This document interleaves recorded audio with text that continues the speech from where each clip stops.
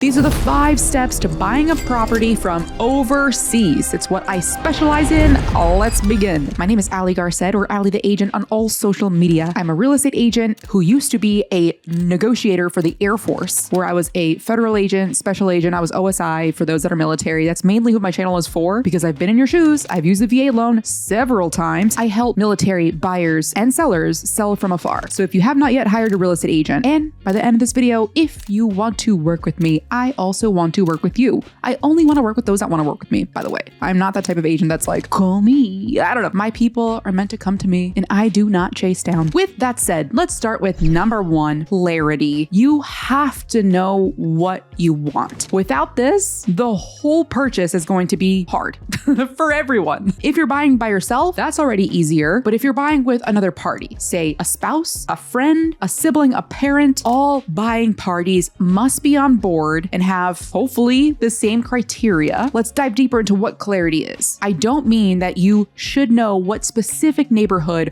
or intersection or zip code that you want to move to. If you're overseas, if you've never even been to Tucson, you're not going to know that. Research and Googling will only get you so far. One thing I do suggest is if you know the gaining unit, you're probably going to know what gaining unit you're going to. If you feel comfortable, reach out to the people there, or reach out to somebody else that you know in Tucson and ask them, where do you live? If you were to do it over again, where would you purchase instead? And look at the similarities. Do they also have kids? Do they not have kids? Are they single? What do they do for fun? Do I like doing that for fun? And kind of get a sense of what people's reviews are.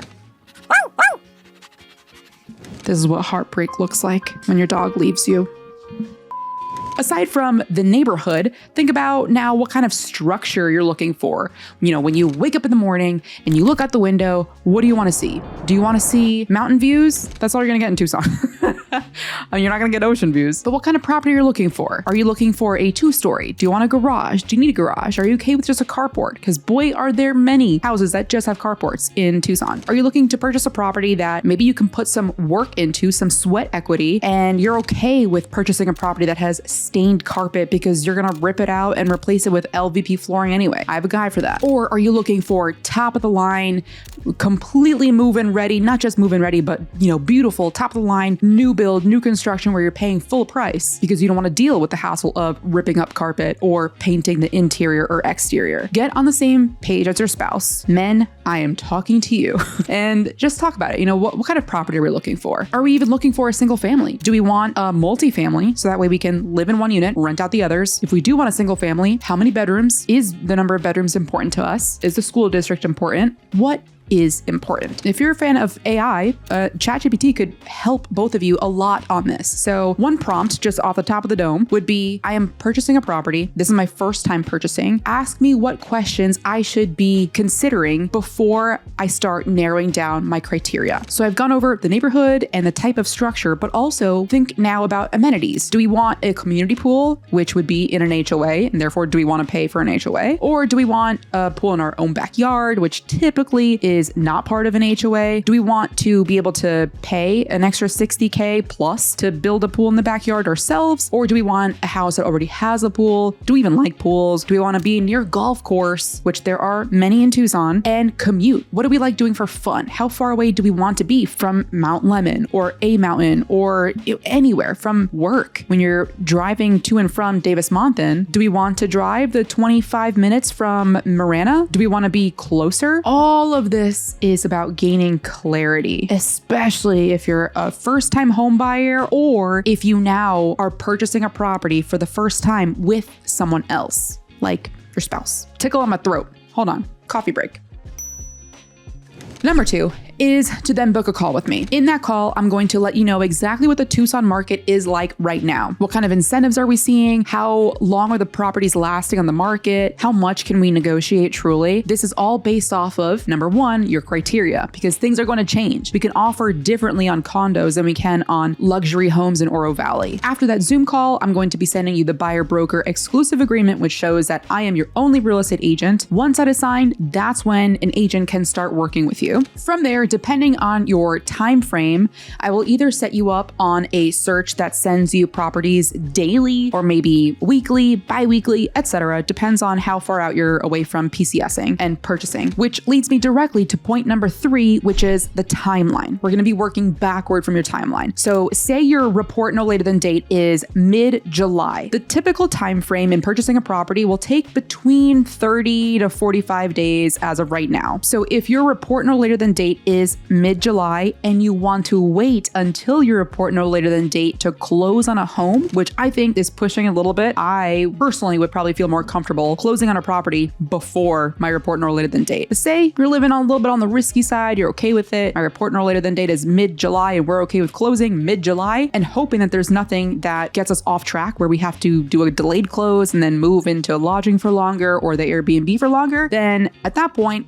we're working backwards. So 30 to 45 days before that is when we would want to make an offer. So at that, we're looking at early June. So then we're working backward from that and seeing how long will it take us to find a property. This is linked back to number 1, which is how clear are we on what we want. This is where it varies completely. Some people book a call with me and they know we want to assume a loan in this area and we want to close by this date. It's easy. It narrows down the number of properties available, which is what we want to do. Sometimes military buyers, even from overseas, they will come to Tucson and they'll spend a week or maybe a couple of days. Usually it's like 3 days, like 2 full days of just viewing homes all over the neighborhoods and deciding there after they've gotten the boots on ground feel, what do we like? Where do we want to stay away from? What area do we vibe with? Because of course, being online researching is different from being in person. So this could be a weekend trip. This could just be 3 weeks worth of online research. Whichever one works for you is fine, but it really depends on how particular you are and what specifically you're looking for. Once my buyers know what they're looking for, at that time, we typically narrow it down to like 5 homes. That's my goal, because at that point, once we have 5 homes, then it's a matter of which one can we negotiate the best for you and get the most value for you. Simultaneously, you are also working on step 4, which is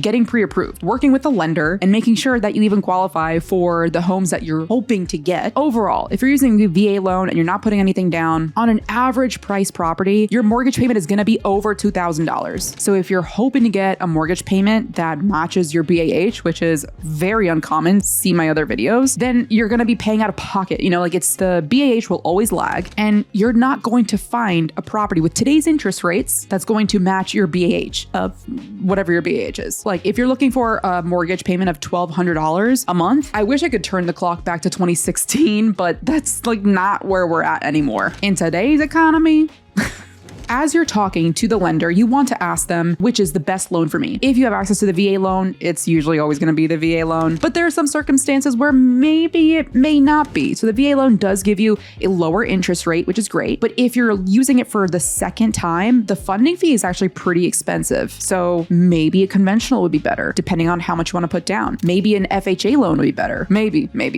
Big caveat with the FHA loan is if you do not put at least 20% down payment, the PMI or the private mortgage insurance is going to be stuck with you for the rest of the loan. So it's great in the first half, but then after you've achieved enough equity and built in enough equity, you're still paying for the PMI for the rest of the loan. That sucks. So I would personally avoid that. But you just want to make sure that the lender is calling you and you have a good relationship with them and you're able to ask questions and feel comfortable to have all of your questions answered. But once you have that pre-approval, that is when my team can go shopping for you. On top of that, you would have already known what the neighborhood looks like, because before you even reach out to me and tell me like, this is the property that kind of I'm interested in, you will have done the research on maps.google.com to virtually walk the neighborhood and make sure that you feel comfortable. Of course, you're not physically there, but really try to envision yourself. These are the types of cars on the street, or the types of properties, or whatever it is. Envision yourself walking through the neighborhood and literally virtually walk the neighborhood. Maps.google.com allows you to do that. Do you feel comfortable? If the answer is no, there's no point of seeing the inside if you don't like the outside. So that's perfect. We're one step to narrowing down the properties. Once we have about the 5 homes or so, that's when my team's going to go out. They're going to take the videos of the inside, the exterior, and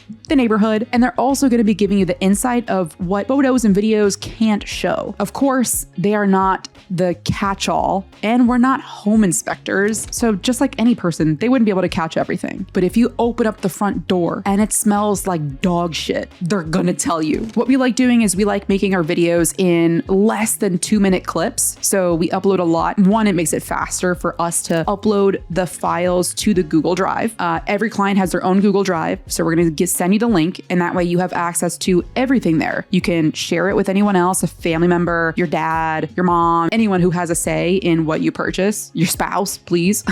And on top of that, we also are gonna have a group chat. You, me, the lender, and any other buying parties are going to be in the group chat. That's where we will send you the link. That's where we will have all the communication. Once we find a property and we place an offer, then at that point, same thing where my team goes out to the inspections. They're there for the entirety of the inspection, and we give you the phone number of the home inspector, so that way any questions that you have, ask the source directly, because we do not want to miscommunicate. We want you to feel comfortable and ask the home inspector directly, and ask them, out of the home inspections that you've recently done, what about this property actually scares you? That is probably the most important question, because of course, all home inspections are going to be like 60 plus pages. New builds inspection reports are 70 plus pages. Doesn't matter how old or new, they're gonna be long. There's gonna be a lot of red. Expect that. Which leads me to point number 5. After the inspections are done and we've renegotiated whatever we needed to for safety and bigger type items, which now a lot of my clients are getting like $10,000, between $6,000 and $16,000 of closing costs paid for by the sellers. That's today's market. Yes, higher interest rates, but we have a lot of wiggle room in negotiation as opposed to a couple of years ago. So once we're past the inspection, once we're past the appraisal, then at that point, it's smooth sailing, and all you need to do is just wait to close. So if you are overseas, a lot of my clients ask me, do I need a power of attorney? And a lot of times the answer is no. Of course, there are going to be one-off scenarios, but it really depends on who's on the loan. Is your spouse also military? Are they on the loan and title? Who is in what location? Like, what country are you in? Can you go to the legal office on base and get your paperwork signed there? Usually that saves you like $200 because the people working at the legal office, a lot of them are notaries, so they can sign there for you. Just a little bit of a hassle because you have to actually get it snail mailed and then either fax it back. Kind of old school, but it is what it is. But you don't always need a power of attorney. There are mobile notaries. So say, for example, you're in Japan and you're purchasing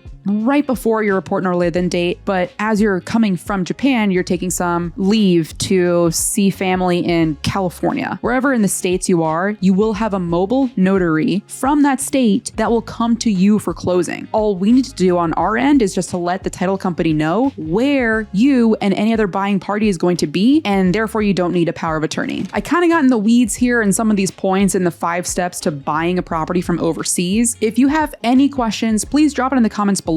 Or if you know that you're purchasing in Tucson at some point, you can book a call directly on my calendar. The link is in the description in the YouTube. I personally will be seeing you on Zoom call. Please have all buying parties there. That's a requirement. And have step number 1 already taken care of as far as what you're looking for, because those are the questions that you'll be answering in the intake form before we meet on Zoom. And if there's anything else that I missed, feel free to drop it in the comments. I will see you in the Zoom.